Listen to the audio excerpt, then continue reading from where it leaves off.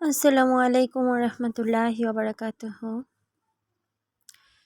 আজকে যে ব্লগটি নিয়ে এসেছি সেটা একটু কষ্টজনক আবার খুশিরও অধ্যায়।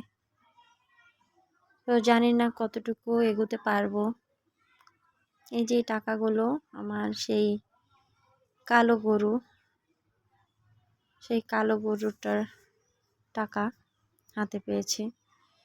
বলেছিল যে আগামীকাল সকালে নিয়ে যাবে, কিন্তু দুঃখের বিষয় আমি কেবল খাবার দিয়েছি ওকে, আর আমি বাহিরে দেখি যে গিয়ে ওকে গাড়িতে তুলেও ফেলেছে।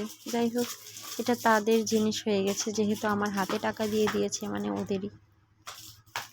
খারাপ লাগছে খুব। এই গরুটার আসলে লাম্ফি হয়েছিল বলেছিলাম, গায়ে কিছু স্পট আছে। এছাড়া গরুটা কিন্তু একদমই 16 আনা সুস্থ, কিন্তু তারপরেও এটাকে আমি রাখি নাই আর কি।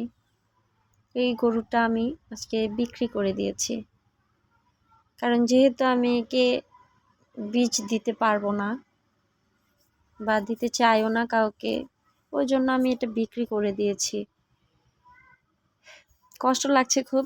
চলে যাচ্ছে গাড়িটা, আসলে আমি বুঝতেও পারিনি। এই যে আমি গরুর ঘরটা দেখাইতে আসছি, আমার আজকে সকাল থেকে কাজটাও ঠিকঠাক করতে পারতেছি না। এই যে ও একা হয়ে গেছে, কারণ ওর সাথেই ছিল, কিন্তু ওই গরুটা একসাথে কিনে আনা হয়েছিল এতদিন থেকে একসাথে। ও ওইদিকে তাকিয়ে আছে। এই যে এটা যাওয়ার সময় গোবর দিয়ে গেল। এই জায়গাটা একদমই ফাঁকা এখন। ও এইদিকে তাকিয়ে আছে। ও খেতে গিয়ে যখন নিয়ে গেছে, তারপরে ওর খাওয়া বন্ধ করে দিয়েছে, যেহেতু সাথে ছিল। বলতে পারা যায় যে ওর সাথে ছিল। দুজনই খুবই মারামারি করছে, ঢিসে করছে, কিন্তু তারপরেও কিন্তু দুইজন একসাথে ছিল। ওই জন্য মায়া তো মায়াই। এই যে আমি কিন্তু খাবার দিয়েছিলাম, আমার কালো গরুটা কিন্তু কেবল খেয়েছে, আর মোছামুছিটা আর করতে পারে না। এই যে এদিকে কিন্তু যে খোপ হয়ে আছে, এগুলো কেবল খাবার ধরেছে। আমি আসলে এই খড়গুলো আমি কেটে দিয়েছিলাম শুধুমাত্র, তো আর খেতে পারেনি। একটু খাওয়ার পর অবশ্যই এর আগে খেয়েছে, কিন্তু এগুলো আমি আবার দিয়েছিলাম খাওয়ার জন্য, খেতে পারিনি। যাই হোক, এইভাবেই চলে গেছে। আর ও এইভাবে দাঁড়িয়ে আছে একাকিত্ব। তো যাই হোক, এটাই ছিল। আলহামদুলিল্লাহ, টাকা হাতে পেয়েছি আগেই। তো টাকাটা যদিও আমার এটাতে লাভের কোনো অংশ তেমন নাই, তেমন কি কিছুই নাই আমার আসলটার কিছু, কিন্তু তারপরেও আলহামদুলিল্লাহ, কারণ যে রোগ হয়েছিল এর মাধ্যমে কিন্তু অনেক মানুষের গরু মারাও গেছে।